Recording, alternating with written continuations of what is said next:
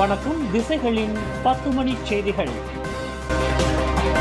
24 மணி நேர ஆன்மீக பயணத்திற்கு பின் பத்துமலை வந்து சேர்ந்தார் வேலவர்.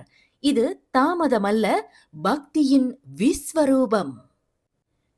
வெற்றிவேல் முருகனுக்கு அரோகரா, வீரவேல் முருகனுக்கு அரோகரா எனும் பக்தி முழக்கம் விண்ணை எட்ட ஒரு வரலாற்று சாதனையுடன் தனது இருப்பிடமான பத்துமலை திருத்தலத்தை வந்தடைந்தது அழகன் முருகனின் வெள்ளி ரதம்.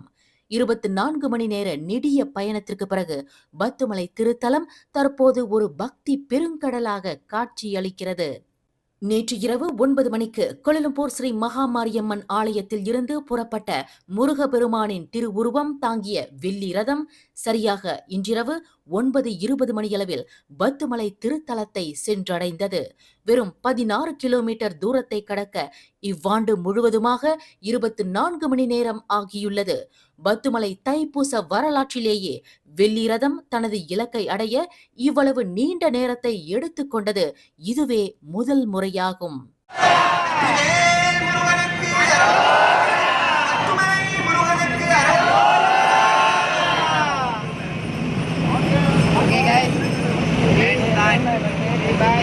முன்னதாக மாலை 6 மணி அளவில் ரதம் வந்தடையும் என்று எதிர்பார்க்கப்பட்டது.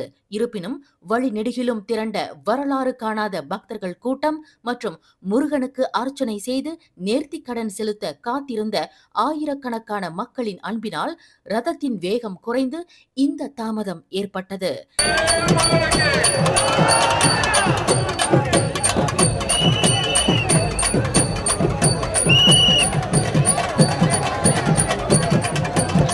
இதன் காரணமாக மாலை நடைபெறவிருந்த சேவல் கொடியேற்றம் உள்ளிட்ட பிரதான ஆன்மீக சடங்குகள் திட்டமிட்ட நேரத்தை விட கூடுதல் நேரத்திற்கு பிறகு தற்போது நடைபெற்று வருகின்றன.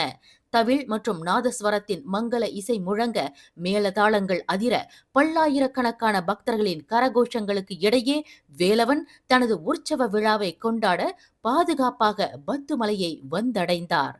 காவல்துறையினரின் சீரிய பாதுகாப்பு மற்றும் தன்னார்வலர்களின் ஒருங்கிணைந்த சேவையால் இந்த வெள்ளி ரதத்தின் வரலாற்று பயணம் வெற்றிகரமாக நிறைவு பெற்றுள்ளது.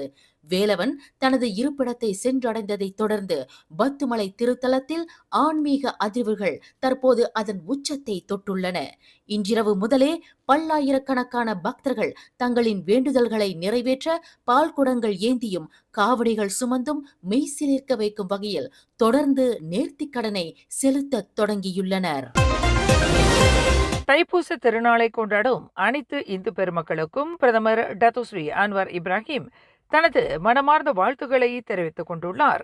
தைப்பூசம் என்பது தியாகம், சுய பரிசோதனை, ஆன்மீக பலம் மற்றும் பொறுமையின் மதிப்பை உணர்த்தும் ஓர் அடையாளமாகும். எனவே இந்த தைப்பூச கொண்டாட்டங்களின் போது வெளிப்படும் ஒழுக்கமும் விடாமுயற்சியும் ஒட்டுமொத்த சமூகத்தின் மரியாதைக்கும் பாராட்டுக்கும் உரியது என்றார் பிரதமர். இந்த நாட்டில் நடைபெறும் ஒவ்வொரு மத மற்றும் கலாச்சார கொண்டாட்டங்களிலும் காணப்படும் நேர்த்தியும் நல்லிணக்கமும் மலேசியர்களின் பன்முகத்தன்மைக்குள் இருக்கும் ஒற்றுமையை பிரதிபலிக்கிறது. வேற்றுமை என்பது நமக்கு அந்நியமான ஒன்றல்ல. அது நீண்ட காலமாகவே மலேசியாவின் அடையாளத்தை வடிவமைத்து வரும் ஒரு நிதர்சனமான உண்மையாகும். இந்த தைப்பூச திருநாள் அனைத்து இந்து பக்தர்களுக்கும் மன அமைதியை வழங்கட்டும் என விருப்பம் தெரிவித்த பிரதமர், நமது பல்லின சமூகம் பரஸ்பர மரியாதை மற்றும் நல்லிணக்கத்தை தொடர்ந்து பேண வேண்டும் என்றும் கேட்டுக்கொண்டார். மேலும் இத்திருநாளை நன்றி உணர்வோடும் கண்ணியத்தோடும் சமூக வாழ்வின் அடிப்படையான நற்பண்புகளை போற்றும் வகையிலும் கொண்டாட வேண்டும் என்றும் பிரதமர் தனது தைப்பூச வாழ்த்துச் செய்தியில் வலியுறுத்தி உள்ளார். பினாங்கு தைப்பூச விழா என்பது சமய கலாச்சார பன்முகத்தன்மையின் அடையாளம் மட்டுமின்றி ஒற்றுமையை வலுப்படுத்தும் ஓர் உந்தும் சக்தி என்று மாநில முதலமைச்சர் சவுகான் யாவ் பெருமிதம் தெரிவித்தார். இவ்வாண்டு பினாங்கு தைப்பூசத்தில் பக்தர்கள் கூட்டம் வழக்கத்தை விட அதிகமாக இருக்கும் என்று எதிர்பார்க்கப்பட்ட நிலையில் அதற்கேற்ப மக்கள் தங்களின் பயணங்களை திட்டமிட்டு வருகின்றனர் என்று சவுகான் யாவ் குறிப்பிட்டார். நாளை ஞாயிற்றுக்கிழமை கொண்டாடப்படவிருக்கும் பினாங்கு தண்ணீர்மலை ஆலயங்களின் தைப்பூச விழாவை ஒட்டி RSN ராயர் தலைமையிலான பினாங்கு இந்து அறப்பணி வாரியத்தின் அலுவலகத்திற்கு வருகை புரிந்த சவ் கொன் யாவ் செய்தியாளர்களிடம் பேசுகையில் இதனை தெரிவித்தார். இந்த முறை ரதங்களின் புறப்பாட்டில் விசேஷ செயலி பயன்படுத்தப்படுவதால் ரதம் வருகின்ற துல்லியமான இடங்களை அறிவதற்கான வசதிகளை ஆலய நிர்வாகங்கள் செய்திருப்பது பக்தர்களுக்கு பெரும் துணையாக இருக்கும் என்றார் முதலமைச்சர். Yang selalunya berlaku pada hari Thaipusam, tetapi mungkin orang ramai menganggap crowd pada tahun ini akan tambah, maka ada yang menjadualkan sesuai dengan kehendak masing-masing. Penang இந்து அறப்பணி வாரிய தலைவர் RSN ராயர், பினாங்கு ஆட்சிக்குழு உறுப்பினர் டத்துஸ்ரீ சுந்தரராஜு சோமு, மகளிர் குடும்பம் மற்றும் சமூக மேம்பாட்டுத்துறை துணை அமைச்சர் லிம் ஹொய்யிங், புக்கிட் பண்டேரா நாடாளுமன்ற உறுப்பினர் ஷலீனா அப்துல் ரஷீத், பகண்டலாம் சட்டமன்ற உறுப்பினர் குமரன் கிருஷ்ணன், மாநில சுற்றுலா பொருளாதார புத்தாக்கத்துறை ஆட்சிக்குழு உறுப்பினர் ஒங் ஹான்வாய், டாக்டர் லிங்கேஸ்வரன் மற்றும் பினாங்கு டத்தோ பண்டார், டத்தோ ஏ ராஜேந்திரன் ஆகியோர் இந்நிகழ்வில் கலந்து கொண்டனர். பினாங்கு மாநிலத்தின் தைப்பூச திருவிழாவிற்கு மேலும் ஒரு மணிமகுடமாக அமைக்கப்பட்டுள்ள 200க்கும் மேற்பட்ட தண்ணீர் பந்தல்களுக்கு முதலமைச்சர் டத்துஸ்ரீ சவ் கொன் யாவ் மற்றும் முக்கிய பிரமுகர்கள் நேரில் வருகை தந்தனர். அப்போது முதலமைச்சர் உட்பட பிரமுகர்களுக்கு மேளதாள நாதஸ்வர இசையுடன் தண்ணீர் பந்தல் நிர்வாகிகள் உற்சாக வரவேற்பை நல்கினர்.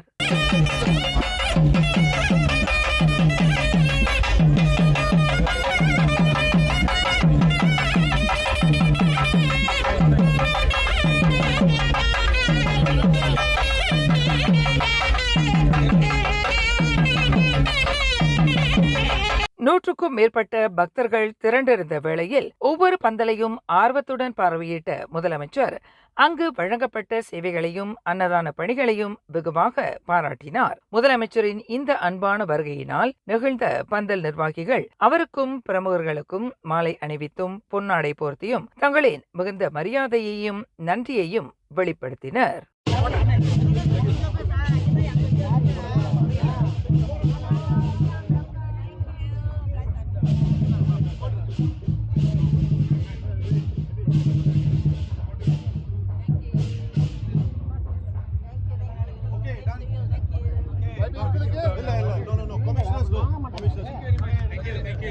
Thank you so much for your support. Vetrivel முருகனுக்கு! வெற்றிவேல் முருகனுக்கு! பினாங்கு மாநிலத்தின் கலாச்சார ஒற்றுமைக்கும் பக்திக்கும் மதிப்பளிக்கும் வகையில் அமைந்த முதலமைச்சரின் இந்த நேரடி சந்திப்பு தண்ணீர் பந்தல் நிர்வாகிகள் மற்றும் பக்தர்களிடையே பெரும் உற்சாகத்தை ஏற்படுத்தியது.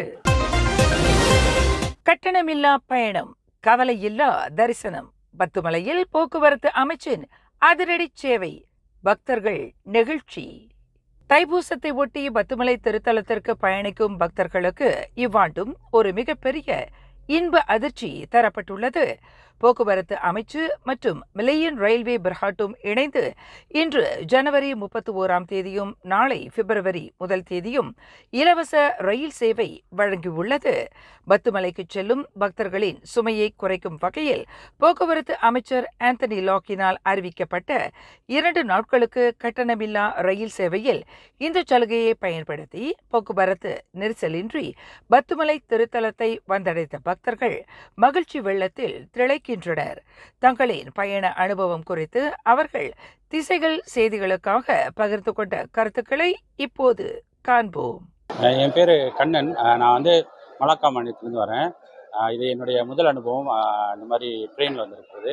பார்த்தீங்கன்னா இந்த இலவச ட்ரெயின்ன்றது எனக்கு என்னுடைய நண்பர்கள் மூலமாக தெரிய வந்தது. இதுக்கு முன்னே நான் எப்போதுமே வாகனத்தில் தான் வருவேன். ஆனால் வாகன நெரிசல்னால அதை எப்போதுமே தவிர்த்துருவேன். ஒரு வாரம் கழித்து தான் இந்த மாதிரி திருவிழாவுக்கெல்லாம் நான் வர்றது. இந்த முறை என்னுடைய மனைவியோட வேண்டுகோளுக்கு இணங்க சரி நம்ம முயற்சி செய்வோமே, ட்ரெயினில் போகலான்னு சொல்லி இந்த இலவச ட்ரெயின் வந்ததுனால ரொம்ப சுலபமாக இருந்துச்சு. எனக்கு அங்கேருந்து பூலாசபாங்கிலேருந்து இங்கே வரத்துக்கு ஏறக்குறைய ஒரு 3 மணி நேரம் எடுத்துக்கிச்சு. அந்த 3 மணி நேரம் தூரமாக இருந்தாலும் எங்களுக்கு ஆனால் சுலபமான ஒரு வழிமுறையாகிடுச்சு. இறங்குனதுமே திருத்தலம் பக்கத்துலேயே இருக்குது. ஸோ அந்த வகையில் எங்களுக்கு இது ஒரு சுலபமான ஒரு வழிமுறையாக தான் இருக்குது. இதை தொடர்ந்து அரசாங்கம் கொடுத்துச்சுன்னா நமக்கு ஒரு நல்ல ஒரு வாய்ப்பாக அமையும். மக்களுக்கும் இது உதவியாக இருக்கும். வணக்கம்மா, உங்கள் பேர் எங்கேருந்து வந்திருக்கீங்க? என் பேர் சுந்தரி. நான் பத்தாங்கல்லியிலேருந்து வரேன். இந்த கேடிஎம் இலவச ரயில் சேவை வழங்கியிருக்காங்கல்ல, இது உங்களுக்கும் உங்கள் குடும்பத்திற்கும் எவ்வளோ பயனுள்ளதாக இருக்குன்னு சொல்ல முடியுமா? சின்னாங்க தான் இருக்குது. ஃப்ரீ பாஸு வந்துட்டு போகலாம். சின்னாங்க அங்கேருந்து வந்து நேரம் இங்கேயே இறங்கிடலாம். திருப்பியும் கணக்காக கொண்டு விட்டுருவாங்க. அலைச்சல்லாம் இல்லை, ஜாம்லாம் இல்லை. சின்னாங்க இருக்குது. வணக்கம், உங்கள் பேர் எங்கேருந்து வரீங்க? என் பேர் மதன். நான் இந்தியாவிலேருந்து வரேன். இந்த இலவச ரயில் சேவை வந்து உங்களுக்கு எந்த அளவுக்கு உதவியாக இருக்குது? இது எங்கள் ஊரில் கூட பண்ணுவாங்களான்னு தெரில. இங்கே பண்ணுறாங்க. நம்ம தமிழ் கலாச்சாரத்தை ப்ரொமோட் பண்ணுறதுக்கு வேண்டி இங்கே பண்ணுறாங்க. ரொம்ப சந்தோஷமாக இருக்குது. வணக்கம் அண்ணா, உங்கள் பேர் எங்கேருந்து வரீங்க? நான் சிவா ஃப்ரம் காஜாங். ஓகே, இந்த விழா காலகட்டத்தில் வாகனம் செலுத்துவது வந்து ரொம்ப பயனுள்ளதாக இருக்குன்னு நினைக்கிறீங்களா, இல்லை கேடிஎம் இலவச ரயில் சேவையை பயன்படுத்துறது ரொம்ப இதாக இருக்குன்னு? ஒரு பக்தராக இருந்து நான் சொல்கிறேன், எனக்கு வந்து ரொம்ப பெருமையாக இருக்குது. பார்க்கணுன்னா கேடிஎம் நம்ம வந்து பார்க்கலாம். பிகாஸ் நான் என்ன நினைக்கிறேன்னா, இப்போ இந்த விழா காலத்துலலாம் வந்து நம்ம பார்க்கிங் போகிறதுக்கெல்லாம் கொஞ்சம் சிரமப்படுவோம். நம்மளுக்கு பார்க்கிங்லாம் ஒன்றும் கிடைக்காதுங்க. ஸோ வரணுன்னா கூட ஒரு 500 மீட்டர் என்ன, ஒரு 500 மீட்டர் என்ன, 1 கிலோமீட்டர் தள்ளி கூட தான் வந்து கார்லாம் போட்டு வர வேண்டியதாக இருக்கும். அது பார்க்க போனால் இப்போ நம்ம பார்க்குறோம், எங்கள் அம்மாலாம் இருக்காங்க வயசானவங்க. ஸோ அவங்க நடக்கலாம் கஷ்டப்படுவாங்க, கால் வலிலாம் இருக்குது. ஸோ இந்த மாதிரி கேடிஎம் வந்து 2 நாள் டிக்கெட் இலவசமாக கொடுக்கறது வந்து எனக்கு ரொம்ப கன்வீனியனாக இருக்குது. நாங்கள் பார்த்துட்டு கிராப் பிடிச்சி கேடிஎம்க்கு வந்து அப்படியே இங்கே பத்துகேஸ்க்கு வந்துடுவோம். ஸோ என்ன கேட்டிங்கன்னா, இது ஒரு ஈஸியான வேலா, எல்லாரும் இது ப்ரிஃபர் பண்ணுவாங்க. கேடிஎம்பி மூலம் போக்குவரத்து அமைச்சின் இந்த மகத்தான முன்னெடுப்பு போக்குவரத்து நெரிசலை குறைப்பதோடு மட்டுமல்லாமல் சாமானிய மக்களின் சுமையையும் குறைத்திருப்பது இவ்வாண்டு தைப்பூச கொண்டாட்டத்தை மேலும் இனிமையாக்கி உள்ளது என்றால் அது மிகையல்ல. மனிதவள அமைச்சர் டத்துஸ்ரீ ரமணன் ராமகிருஷ்ணன் முருகப்பெருமானின் ஞானவேல் போல இளைஞர்களின் அறிவாற்றல் நவீன காலத்திற்கு ஏற்ப விரிவடைய வேண்டும் என தைப்பூச வாழ்த்துச் செய்தியில் வலியுறுத்தியுள்ளார். செயற்கை நுண்ணறிவு மற்றும் தொழில்நுட்பங்களை சவாலாக பார்க்காமல் பொருளாதார முன்னேற்றத்திற்கான வாய்ப்பாக கருதி இளைஞர்கள் தங்களை மேம்படுத்திக் கொள்ள வேண்டும் என்று அவர் கேட்டுக்கொண்டார். மேலும் இந்திய இளைஞர்களின் திறன் மேம்பாட்டிற்காக HRD காப் மூலம் 10 மில்லியன் ரிங்கெட் மதிப்பிலான வெற்றி மடானி திட்டம் செயல்படுத்தப்படுவதை அவர் நினைவு கூர்ந்தார். இந்திய இளைஞர்கள் வெறும் வேலை தேடுபவர்களாக மட்டும் இல்லாமல் வேலை வாய்ப்புகளை உருவாக்குபவர்களாகவும் நவீன தொழில்நுட்ப வல்லுநர்களாகவும் உருவெடுக்க வேண்டும் என்பதே தமது கனவு என அமைச்சர் ரமணன் சுட்டிக்காட்டினார். முருகப்பெருமானின் ஞானவேல் எவ்வாறு கூர்மையாகவும் ஆழமாகவும் அகலமாகவும் இருக்கிறதோ அதேபோல் நமது இளைஞர்களின் சிந்தனையும் தொழில்நுட்ப திறன்களும் உலக தரத்திற்கு உயர வேண்டும் என்று அவர் கேட்டுக்கொண்டார். நமது சமூகத்தின் பொருளாதார வலிமை என்பது அறிவாற்றல் சார்ந்த பொருளாதாரத்தில் அடங்கி உள்ளது என்பதை வலியுறுத்திய அவர் இந்திய சமூகம் ஒருபோதும் பின்தங்கிவிடக் கூடாது என்பதில் தமது அமைச்சரவை உறுதியாக இருப்பதாகவும் தெரிவித்தார். இந்த தைப்பூச திருநாள் இந்திய இளைஞர்கள் அனைவரும் டிஜிட்டல் யுகத்தின் வெற்றியாளர்களாக மாற ஒரு புதிய தொடக்கமாய் அமையட்டும் என அவர் தனது வாழ்த்துச் செய்தியில் மங்களகரமாக பகிர்ந்து கொண்டார். கொலம்பூர் மாநகரின் வரலாற்று சிறப்புமிக்க சுல்தான் அப்துல் சமாட் கட்டடத்தின் முதற்கட்ட பாதுகாப்பு மற்றும் புனரமைப்பு பணிகளை மாமன்னர் சுல்தான் இப்ராஹிம் அவர்கள் இன்று அதிகாரப்பூர்வமாக தொடங்கி வைத்தார். பழமை மாறாமல் நவீன வசதிகளுடன் தரம் உயர்த்தப்பட்டுள்ள இக்கட்டிடத்தின் முதல் கட்ட புனரமைப்பு நிகழ்வில் மாமன்னருடன் பிரதமர் டத்தோஸ்ரீ அன்வார் இப்ராஹிம் மற்றும் பல முக்கிய பிரமுகர்களும் கலந்து கொண்டனர். இந்த விழாவில் உரையாற்றிய பிரதமர் மாமன்னரின் கரங்களால் தொடக்கி வைக்கப்பட்ட இத்திட்டம் மலேசியாவின் வரலாற்றை பாதுகாப்பதில் ஒரு முக்கிய மைல்கல் என்று குறிப்பிட்டார்.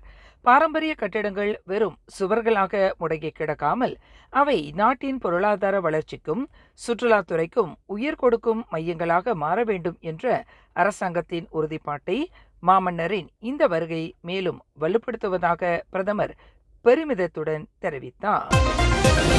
பினாங்கு தண்ணீர்மலை ஸ்ரீ பால தண்டாயுதபாணி ஆலயத்தில் இவ்வாண்டு 240வது ஆண்டு தைப்பூச திருவிழா மிக விமரிசையாக தொடங்கியுள்ளது. இன்று சனிக்கிழமை அதிகாலை 5:30 மணி அளவில் முருகப்பெருமானுக்கு சிறப்பு அபிஷேகங்கள் நடைபெற்று விழா அதிகாரப்பூர்வமாக தொடங்கியது. இதுகுறித்து ஆலயத்தின் தலைவர் திரு கே குமரத்திரவியம் மற்றும் துணைத் தலைவர் திரு ஜி ஜெயராஜ் ஆகியோர் திசைகள் செய்தி நிறுவனத்திற்கு அளித்த பிரத்யேக பேட்டியில் விழா தொடங்கிய சில மணி நேரங்களிலேயே சுமார் 10,000 பால் குடங்களுக்கான டிக்கெட்டுகள் விற்பனையாகி உள்ளன என தெரிவித்தனர். ஏறக்குறைய மணி வந்து 8 ஆக போகுது. 8 மணிக்கு மேல எத்தனை பார்ப்பனங்கள் எத்தனை காவடிகள் வந்து ஒரு கணக்கு வந்து சொல்ல முடியும்? புள்ளி விவரம் எடுத்துக்கிட்டா வந்து இன்னைக்கு காலையில இருந்து 5:30 மணி நான் சொன்னல அபிஷேகம் தொடங்கினது. பால் குடம் டிக்கெட்டுங்க மட்டும் ஒரு 10,000 பால் குடம் டிக்கெட் விற்கப்பட்டிருக்கிறது. பால் செம்பு ஒரு 17,000 டிக்கெட், அர்ச்சனை தேங்காய் அர்ச்சனை ஒரு 6,000 டிக்கெட்டுங்க, முடி காணிக்கை ஒரு 2,500 டிக்கெட்டுகள், தென் காவடிகள் சோஃபா ஒரு 1,008. காவடி வந்து பாத்தீங்கன்னா தைப்பூசம் அன்னைக்கு தான் ரொம்ப வருது வழக்கம். சோ அந்த ரீதியில காவடி இது வரைக்கும் இன்னும் ரொம்ப வர ஆரம்பிக்கல, இன்னுமே வர ஆரம்பிச்சிடும்.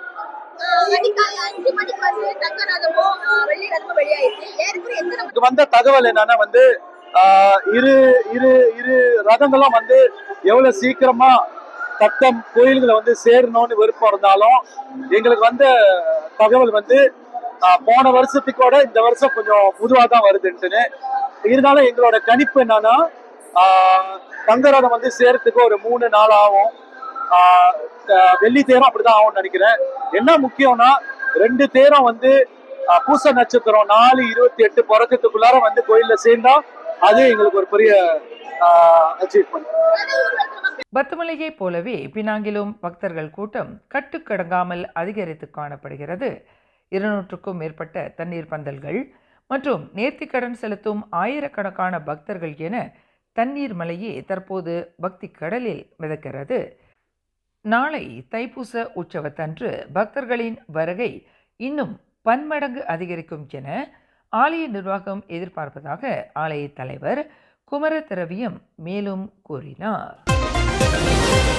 கோலாலம்பூர் தலைநகரின் பிரதான வீதிகளில் சுமார் 23 மணி நேரத்திற்கும் மேலாக பவனி வந்த முருகப்பெருமானின் வெள்ளி ரதம் தற்போது கோலாலம்பூர் எல்லையை கடந்து ஸ்லாங்கூர் மாநில எல்லைக்குள் நுழைந்துள்ளது. இதனை முன்னிட்டு அதுவரை ரதத்திற்கு பாதுகாப்பு அரணாக இருந்த கோலாலம்பூர் போலீசார் ரதத்தின் பாதுகாப்பு பொறுப்பை ஸ்லாங்கூர் போலீசாரிடம் அதிகாரப்பூர்வமாக ஒப்படைத்தனர். நேற்றிரவு 9 மணிக்கு கோலாலம்பூர் ஸ்ரீ மகா மாரியம்மன் ஆலயத்திலிருந்து புறப்பட்ட ரத ஊர்வலம் இன்றிரவு 8:30 மணி அளவில் பத்துமலை சாலை வட்டத்தின் எல்லை பகுதியை வந்தடைந்தது. அங்கே இரு மாநில போலீசாருக்கும் இடையே நடைபெற்ற இந்த பாதுகாப்பு பொறுப்பு மாற்றும் நிகழ்வு மிகவும் நேர்த்தியாகவும் பக்தி மனம் கமழவும் நடைபெற்றது.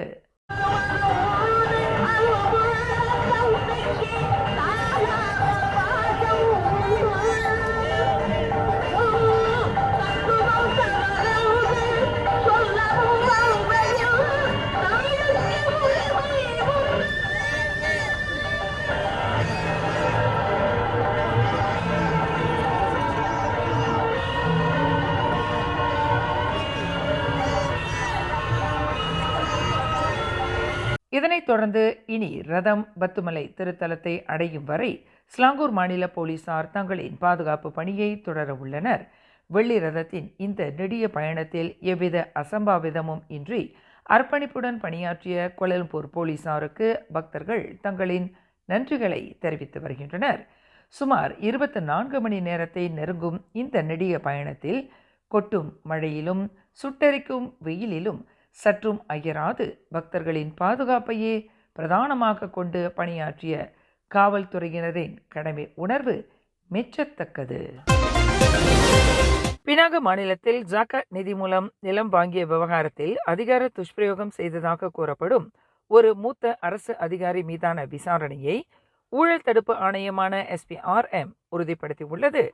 இந்த விவகாரத்தில் பினாங்கு மாநில அரசு முழுமையான ஒத்துழைப்பை வழங்கும் என்றும் தற்போதைக்கு உள் விசாரணை நடத்தப்படாது என்றும் முதலமைச்சர் சவ் கொன் யாவ் தெரிவித்துள்ளார். இந்த விவகாரம் குறித்து ஏற்கனவே கடந்த நவம்பர் மாதம் நடைபெற்ற மாநில சட்டமன்ற கூட்டத்தொடரில் கேள்வி எழுப்பப்பட்டதாகவும் அப்போது அளிக்கப்பட்ட விளக்கங்கள் திருப்திகரமாக இருந்ததாகவும் முதலமைச்சர் சவ் கொன் யாவ் சுட்டிக்காட்டினார். இருப்பினும் ஒரு சட்டமன்ற உறுப்பினரின் புகாரை தொடர்ந்து SPRM தற்போது தீவிர விசாரணையை தொடங்கியுள்ளது. இதற்காக சம்பந்தப்பட்ட அரசு அலுவலகங்களுக்கு சென்ற அதிகாரிகள் நிலம் வாங்கியது தொடர்பான முக்கிய ஆவணங்களை கைப்பற்றியுள்ளதோடு விசாரணை முடியும் வரையில் மாநில அரசு இதில் தலையிடாது என்றும் சவ் கொன் யாவ் உறுதிபட தெரிவித்தார். பினாங்கு கடல் பகுதியில் சட்டவிரோதமாக கச்சா எண்ணெயை பரிமாற்றம் செய்ய முயன்ற 2 பிரம்மாண்ட எண்ணெய் டேங்கர் கப்பல்களை மலேசிய கடல்சார் அமலாக்க முகமை அதிரடியாக தடுத்து வைத்துள்ளது. இந்த நடவடிக்கையின் போது சுமார் 512 மில்லியன் ரிங்கிட் மதிப்பிலான கச்சா எண்ணெய் பறிமுதல் செய்யப்பட்டுள்ளது. பறிமுதல் செய்யப்பட்ட 2 கப்பல்களின் மொத்த மதிப்பு 718 மில்லியன் ரிங்கிட் என கணக்கிடப்பட்டுள்ளது. கடந்த வியாழக்கிழமை அதிகாலை 1 மணி அளவில் முகாஹெட் பகுதிக்கு மேற்கே 24 கடல் மைல் தொலைவில் இந்த கப்பல்கள் சந்தேகத்திற்குரிய வகையில் நங்கூரமிட்டிருந்தன. அப்போது ஒரு கப்பலிலிருந்து மற்றொரு கப்பலுக்கு எண்ணெய் மாற்றப்படுவது கண்டறியப்பட்டது. அந்த கப்பல்களில் பணியாற்றிய சீனா, மியான்மர், ஈரான், பாகிஸ்தான் மற்றும் இந்தியாவைச் சேர்ந்த 53 சிப்பந்திகள் கைது செய்யப்பட்டுள்ளனர் என்று கடல்சார் முகமை இன்று வெளியிட்டுள்ள ஓர் அறிக்கையில் தெரிவித்துள்ளது. கடா பாலிங் குப்பாங்கில் பல்பொருள் அங்காடிக்கு அருகே நிறுத்தி வைக்கப்பட்டிருந்த காரிலிருந்து 10,000 ரிங்கிட் ரொக்கம் அடங்கிய கைப்பை திருடப்பட்டதில் பெண் ஒருவர் பெரும் இழப்பை சந்தித்துள்ளார். இந்த சம்பவம் குறித்து பாலிங் மாவட்ட காவல்துறை தலைவர் சூப்பரிண்டென்டன்ட் பிராண்டன் அன்னா ரிச்சர்ட் ஜோ வெளியிட்டுள்ள தகவலின்படி கடந்த வியாழக்கிழமை காலை சுமார் 8:40 மணி அளவில் பாதிக்கப்பட்ட பெண் தனது புரோடுவா அவான்சா காரை பல்பொருள் அங்காடிக்கு முன்னால் நிறுத்திவிட்டு மளிகை பொருட்கள் வாங்கச் சென்றுள்ளார். பொருட்கள் வாங்கிவிட்டு வீடு திரும்பிய பின்னரே காரில் இருந்த தனது கைப்பை காணாமல் போனதை அவர் உணர்ந்துள்ளார். சம்பவ இடத்திலிருந்த கண்காணிப்பு கேமரா காட்சிகளை ஆய்வு செய்த போது 20 முதல் 30 வயது மதிக்கத்தக்க உள்ளூர் நபர் ஒருவர் காரின் முன் கதவை திறந்த பையை திருடிச் செல்வது உறுதி செய்யப்பட்டுள்ளது. அந்த பையில் இருந்த 10,000 ரிங்கிட் ரொக்கம் பாதிக்கப்பட்ட பெண் வங்கியில் டெபாசிட் செய்வதற்காக வைத்திருந்த வியாபார பணம் என்பது விசாரணையில் தெரிய வந்துள்ளதாக பிராண்டன் தெரிவித்தார். மேலும் செய்திகளை தெரிந்து கொள்ள கீழே இருக்கும் பெல் பட்டனை அழுத்துங்கள். உங்கள் மகிழ்ச்சியை வெளிப்படுத்த லைக் மற்றும் ஷேர் செய்யுங்கள். தொடர்ந்து திசைகளோடு இணைந்திருக்க சப்ஸ்கிரைப் செய்யுங்கள்.